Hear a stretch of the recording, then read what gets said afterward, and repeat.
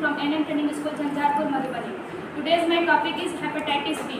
Hepatitis B के बारे में सबसे पहले हम जानेंगे हेपेटाइटिस बी होता क्या है. तो हेपेटाइटिस बी एक वायरल इन्फेक्शन है जो हमारे लीवर को प्रभावित करता है. अगर सही टाइम पे इसका उपचार ना किया जाए तो ये लीवर क्रायोसिस या लीवर कैंसर का कारण बन सकता है. यह एक कम्युनिकेबल डिजीज है. तो लीवर क्रायोसिस क्या होता है? तो लीवर क्रायोसिस एक सीरियस लीवर डिजीज है. अगर हमारे जो लीवर को धीरे धीरे डैमेज करता है और स्कार टिश्यू उसमें भरने लगता है. अगर हमारे लीवर हेल्दी लीवर सेल्स के जगह स्कार टिश्यू आ जाते हैं तो लीवर अपना काम धीरे धीरे करना बंद कर देता है. अब हेपेटाइटिस बी होता किसके कारण है? तो हेपेटाइटिस बी वायरस के कारण. उसके बाद हेपेटाइटिस बी कैसे फैलता है? तो इन्फेक्टेड ब्लड ट्रांसफ्यूजन से यूज्ड नीडल, मतलब एक ही नीडल को दोबारा यूज करके टूथब्रश और रेजर का अगर हम शेयर करते हैं तो उससे मदर टू बेबी से. फिर अगर नहीं फैलता है तो हैंडसेक से, स्नीजिंग से, ये सब नहीं फैलता है. उसके बाद हम इसका शुरुआती लक्षण जानेंगे. तो शुरुआती लक्षण में लॉस ऑफ एपेटाइट, मतलब कि एनोरेक्सिया यानी भूख में कमी.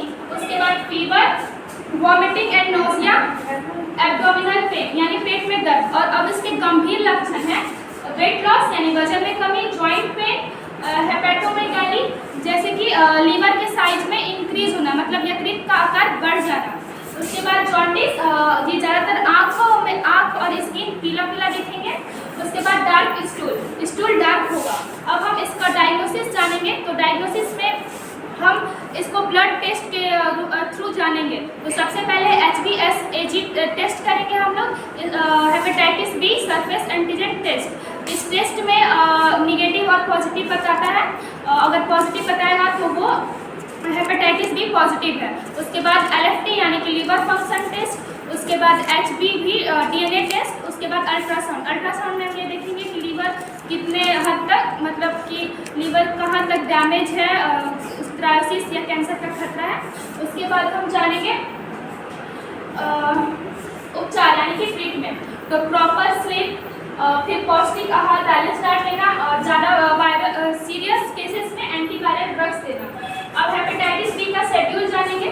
तो बर्थ डोज जन्म के 24 घंटे के अंदर 0.5 ml IM के through outer side of middle thigh, मतलब मध्य जांघ के बाहरी तरफ. उसके बाद दूसरा dose, second dose 6 week 0.5 ml IM और फिर वही outer side of mid thigh. उसके बाद तीसरा dose 10 week 0.5 ml IM outer side of mid thigh. चौथा dose 14 week 0.5 ml IM outer side of mid thigh. अब हम इसका प्रिवेंशन यानी कि रोकथाम कैसे करेंगे?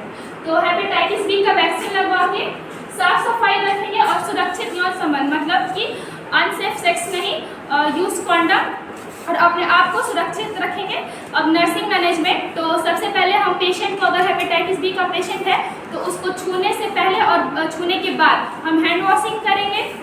उसके बाद PPE यानी कि पर्सनल प्रोटेक्टिव इक्विपमेंट का यूज़ करेंगे. एक ही नीडल को हम बार बार यूज़ नहीं करेंगे. बायोमेडिकल वेस्ट मैनेजमेंट करेंगे और पेशेंट को हम इमोशनल सपोर्ट देंगे और उसके फैमिली वाले को हेल्थ एजुकेशन देंगे. Thank you.